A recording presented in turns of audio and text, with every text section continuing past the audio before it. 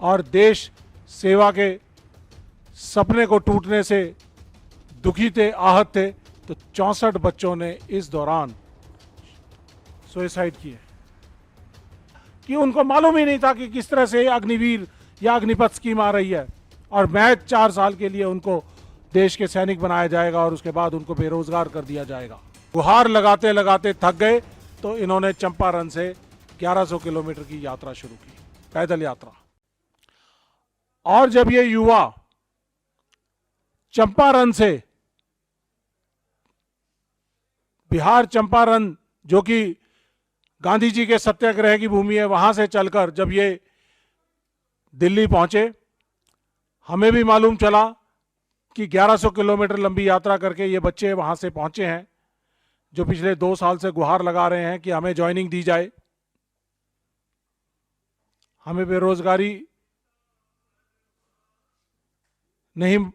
बेरोजगारी नहीं चाहिए, हमें समाज में इज्जत चाहिए।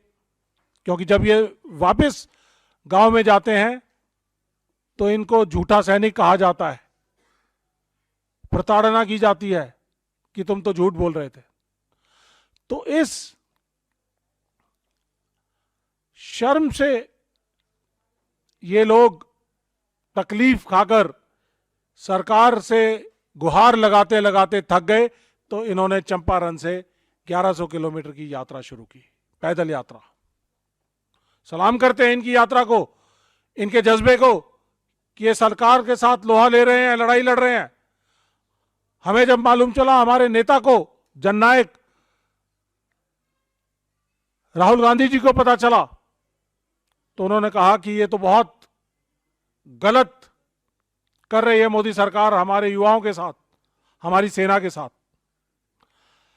तो उन्होंने इन बच्चों को बुलाया, उन बच्चों की पीड़ा सुनी, उनके पेरेंट्स थे, उनसे बात सुनी। मालूम चला 64 बच्चे जो भर्ती हो चुके थे, सेना में ज्वाइनिंग लेटर का इंतजार कर रहे थे और सरकार से गुहार लगा लगा कर परेशान हो गए थे और देश सेवा के सपने को टूटने से दुखी थे, आहत थे, तो 64 बच्चों ने इस दौरान सुसाइड किए। इन 64 बच्चों के सुसाइड का जिम्मेदार कौन? सवाल पूछते हैं हम मोदी सरकार से कि क्या ऐसी मजबूरी थी कि आपने अग्निपथ स्कीम लागू की? जब अग्निपथ स्कीम आप लागू कर रहे थे, इन बच्चों को उसके अंदर समायोजित करना चाहिए था, लेकिन नहीं किया। आपको इन जो भी आप स्कीम लाते हैं, प्रोस्पेक्टिव, आगे के आने वाले समय से लाते हैं, पायलट प्रोजेक्ट करके लाते हैं ना। आपने पायलट प्रोजेक्ट किया, देश की सेना को धोखा दिया, देश के युवाओं को धोखा दिया। देश की सेना को इसलिए धोखा दिया कि उनको मालूम ही नहीं था कि किस तरह से अग्निवीर या अग्निपथ स्कीम आ रही है और महज 4 साल के लिए उनको देश के सैनिक बनाया जाएगा और उसके बाद उनको बेरोजगार कर दिया जाएगा। देश के युवाओं के सपने को तोड़ने का काम किया।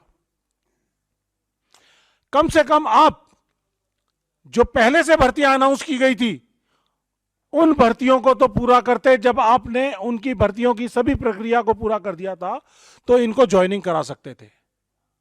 ज्वाइनिंग करानी जरूरी थी, लेकिन आपने ज्वाइनिंग नहीं दी। आपने एक तुगलकी फरमान जारी किया अग्निपथ स्कीम का, और उसके तहत 1.5 लाख से ज्यादा युवा बेरोजगार, 64 से ज्यादा युवाओं जिन्होंने खुदकुशी कर ली। देश की सुरक्षा और सेना का नुकसान तो अलग हुआ। हमने एक आरटीआई के जरिए सरकार से डेटा मांगा कि 2022 में कितने लोगों ने भर्तियां देखी और 2023 में कितने लोगों ने भर्तियां देखी। ये चौंका देने वाला डेटा है। ये आरटीआई, जिसका जवाब मिनिस्ट्री ऑफ डिफेंस ने दिया है, उन्होंने बताया है कि 2022-23 इसमें जो डेटा है ये 2022 से लेके और 2023 मार्च के बीच का है। 34 लाख युवाओं ने भर्ती देखी, लेकिन 2023-24 के अंदर ये संख्या सिर्फ घटकर 10 लाख रह जाती है। तो इसका मतलब कहीं ना कहीं ये अग्निपथ स्कीम और अग्निवीर जो इसके तहत भर्ती किए जा रहे हैं, ये देश के युवाओं को पसंद नहीं है, देश के युवाओं के लिए सही नहीं है, देश की सेनाओं के लिए सही नहीं है। 34 लाख युवा जो 2022-23 में देश की सेना में आना चाहते थे, उनकी संख्या घटकर सिर्फ 10 लाख रह गई। 24 लाख युवा